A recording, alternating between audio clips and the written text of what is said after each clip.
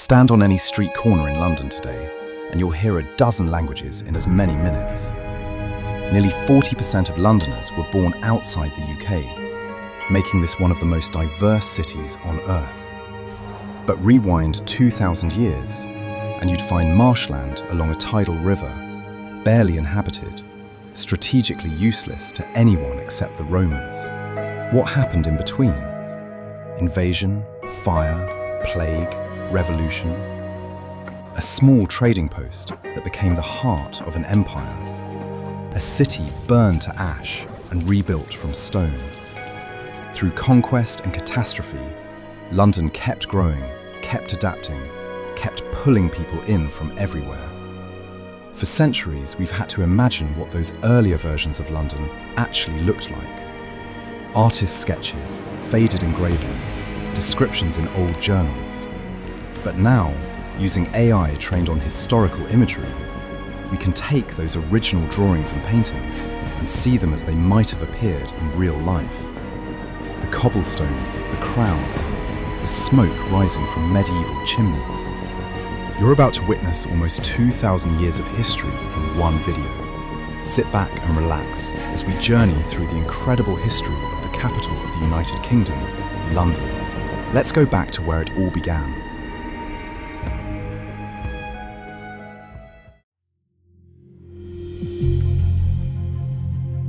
The year is 43 AD. 4 Roman legions have just landed on the Kent coast and they're pushing inland. They need a place to cross the Thames, somewhere they can build a bridge and establish supply lines back to the continent. They find it here, at the river's lowest crossing point before it widens into an estuary. Within a decade, Londinium is bustling. Merchants from Gaul, soldiers from Syria, traders from North Africa. The Romans build their bridge exactly where London Bridge stands today. Around it, a port town springs up almost overnight. But 17 years after its founding, disaster strikes. Queen Boudicca of the Iceni tribe has had enough of Roman occupation. Her army marches on Londinium and burns it to the ground. Archaeological digs have found a layer of red ash beneath the modern city, evidence of that destruction. The Romans rebuild, bigger than before. They construct a massive wall around the city, parts of which still stand 2,000 years later. At its peak, Londinium is home to maybe 60,000 people, the largest city in Britannia. Amphitheatres, bathhouses, forums. This isn't some frontier outpost anymore. It's a proper Roman city. Then, by around 410 AD, Rome itself is crumbling. Barbarian tribes are hammering the empire from all sides, and Britain is too far away, too expensive to defend. Emperor Honorius sends word, you're on your own. The legions pull out. Without Rome, Londinium's entire economy collapses. The trade networks that brought wine from Gaul and olive oil from Spain simply stop. Roman currency becomes worthless. The merchants leave, the officials leave, the skilled craftsmen leave. Within a generation, a city of perhaps 50,000 people dwindles to a few hundred squatters living in the ruins. For the next 2 centuries, the grand buildings slowly fall apart. Roofs cave in, walls crumble, weeds push through mosaic floors. But the Thames keeps flowing, and rivers have a way of attracting new people with new ideas about what a city should be.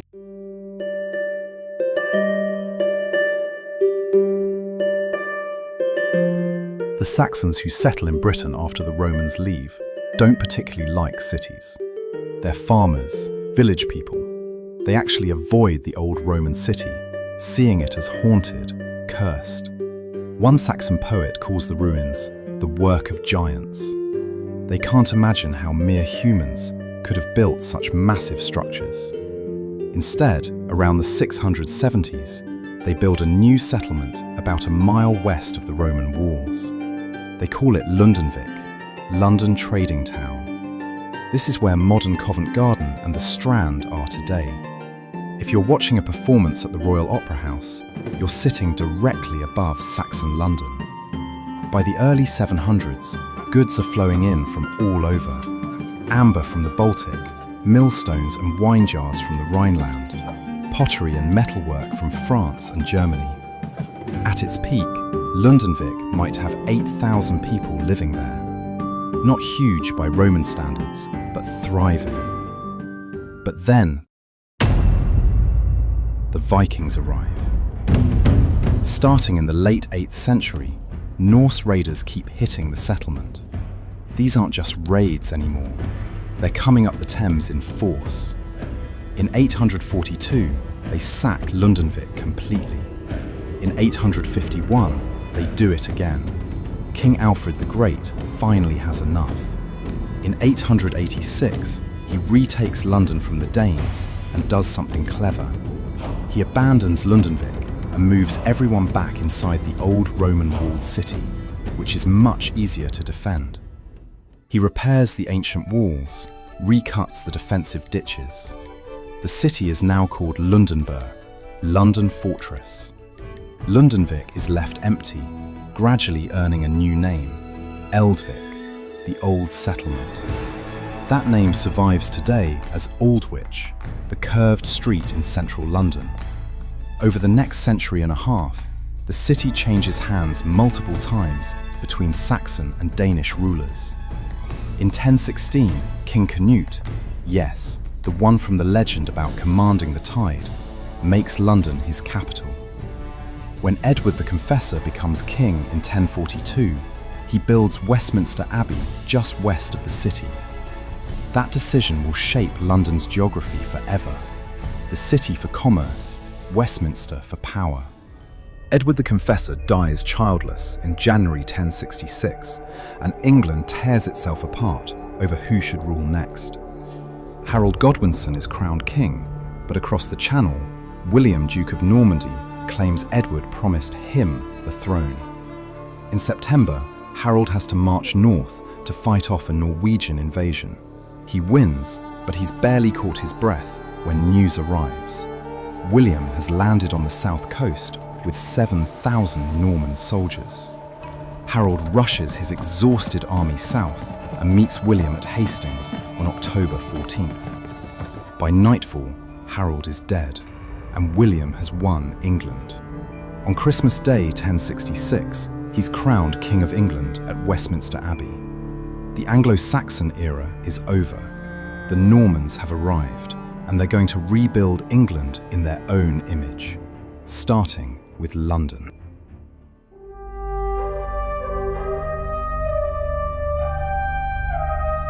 William doesn't entirely trust London's population. They supported Harold after all. So he builds not one, but 3 fortresses to keep them in line. The biggest becomes the Tower of London, which starts as a symbol of oppression and will remain a symbol of royal power for the next 1,000 years. The White Tower, its central keep, is a statement in stone.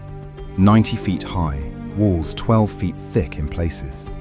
It dominates the skyline, a constant reminder of who's in charge now. Medieval London is cramped, chaotic, and increasingly wealthy. By 1100, maybe 15,000 people live here. The city's merchants form guilds that control trades. Goldsmiths, fishmongers, drapers, mercers.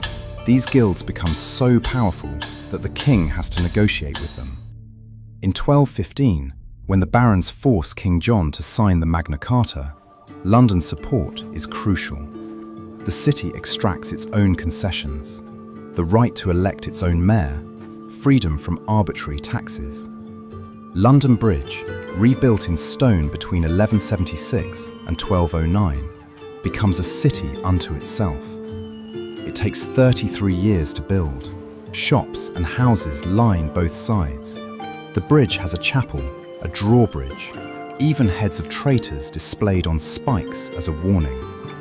For over 600 years, it's the only bridge across the Thames in London.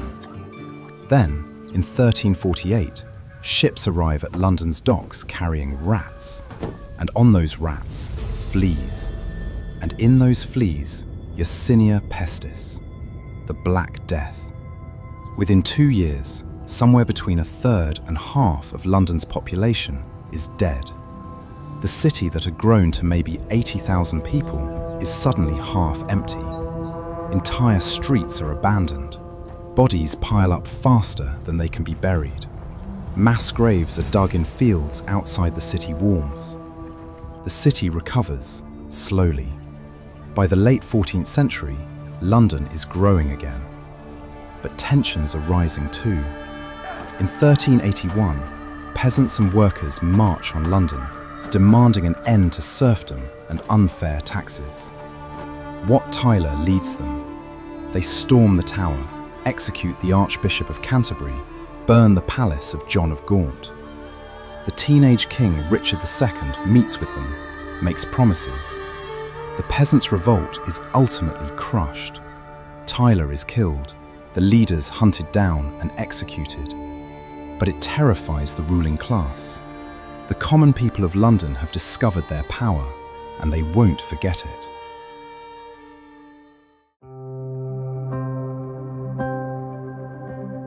By 1500, London's population has rebounded to about 50,000. Then something remarkable happens. It explodes. By 1600, it's 200,000. By 1650, it's nearly 400,000. London becomes the largest city in Europe. Henry VIII's break with Rome in the 1530s transforms the city's landscape. Henry wanted to divorce his first wife, but the Pope refused. So Henry broke away from the Catholic Church, made himself head of the new Church of England, and shut down all the monasteries. In London, monasteries owned massive amounts of land. Once Henry seized it, that property became available. Aristocrats and wealthy merchants bought it up and built grand houses. Suddenly, London had room to expand. Under Queen Elizabeth I, London becomes the cultural capital of Europe. The Globe Theatre opens on the South Bank in 1599. Shakespeare is staging Hamlet, Othello, King Lear. Meanwhile, merchants are getting wealthy from trade with the New World and Asia. The East India Company is founded in 1600, setting the stage for empire. But London has always been vulnerable to two things: disease and fire. The city is built almost entirely of timber with thatched roofs, dried straw and reeds. Houses are packed close together, upper floors overhanging narrow streets, nearly touching across the gaps. Open fires in every building for cooking and heating. Candles everywhere. No fire departments. It's a tinderbox. Both disaster and disease strike in the 1660s with devastating effect. In 1665, the plague returns. Not the Black Death exactly, but close enough. At its peak, 7,000 Londoners are dying every week. The wealthy flee to the countryside. The poor are trapped. By the time it burns out, maybe 100,000 people are dead, a quarter of the city's population.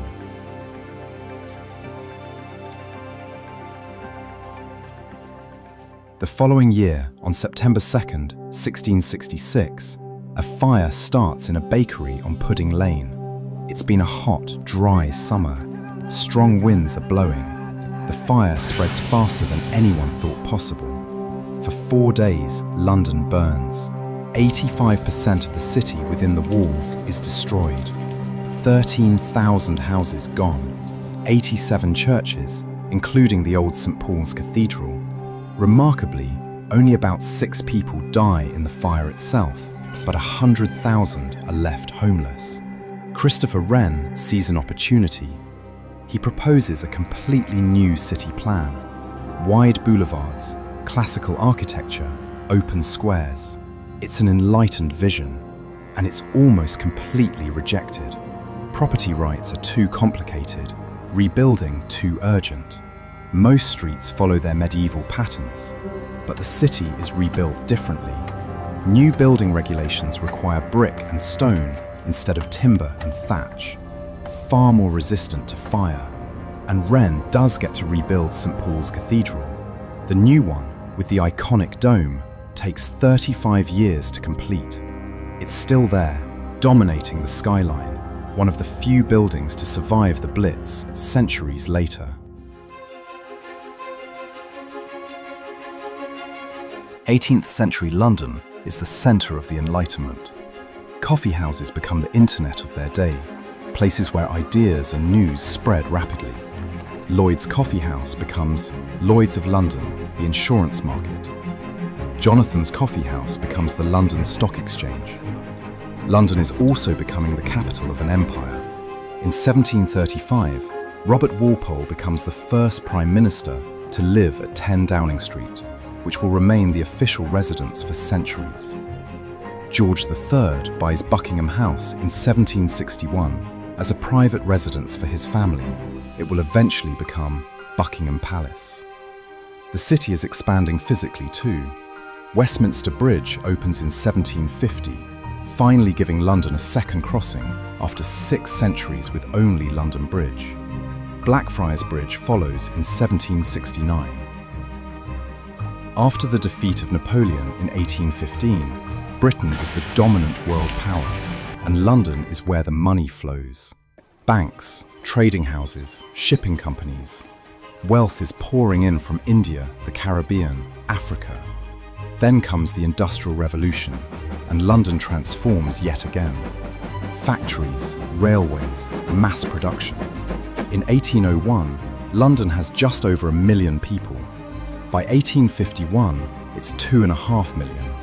By 1901, 6.5 million. It's the largest city in the world. The Victorians build on a scale that's hard to comprehend. Trafalgar Square is laid out in the 1840s, commemorating Nelson's victory. The Houses of Parliament and Big Ben rise in the 1850s after the old palace burns down. That iconic Gothic revival architecture defining the city's identity. In 1851, the Great Exhibition opens in Hyde Park.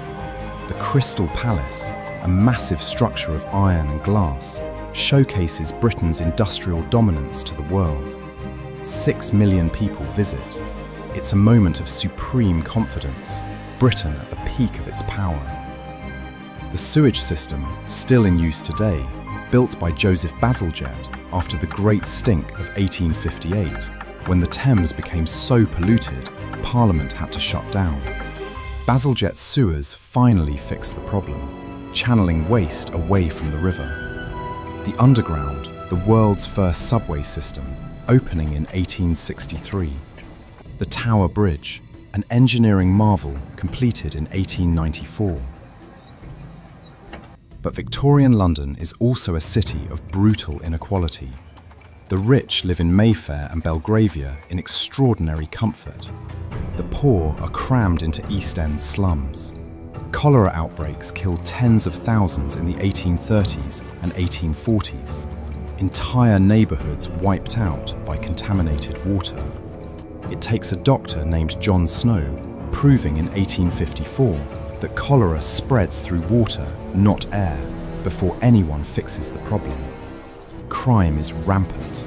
In 1829, Robert Peel establishes the Metropolitan Police, the first professional police force, nicknamed Bobbies after him. But the city's dark side persists. In 1888, Jack the Ripper terrorizes Whitechapel, murdering at least 5 women.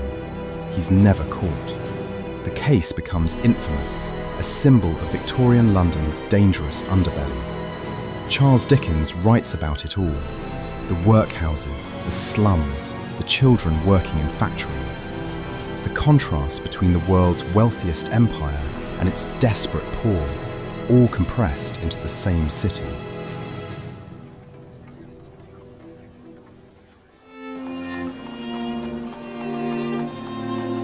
The 20th century brings London back down to earth. The First World War kills hundreds of thousands of young British men.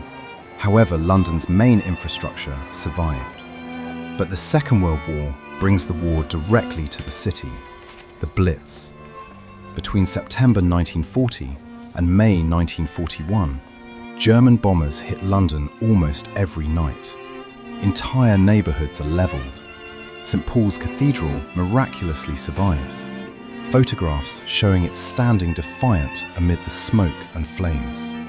By the end of the war, 1 million buildings are damaged or destroyed, and almost 500,000 souls from the UK are lost.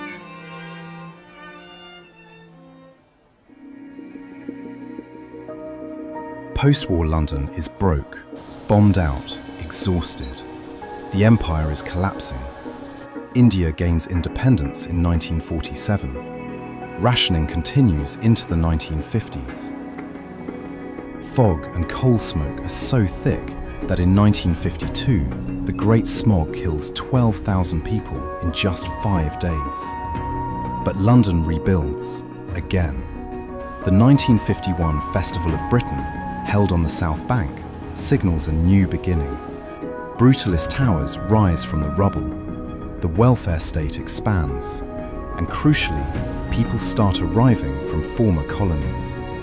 The Windrush generation from the Caribbean in 1948, followed by waves of immigration from India, Pakistan, Bangladesh, later from Africa, Eastern Europe, everywhere.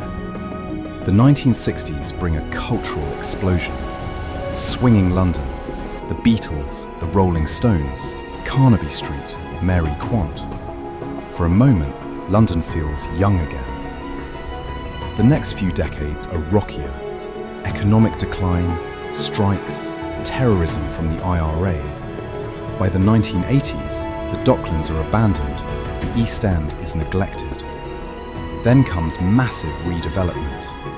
Canary Wharf rises from the old docks. The financial sector booms. London reinvents itself as a global financial centre.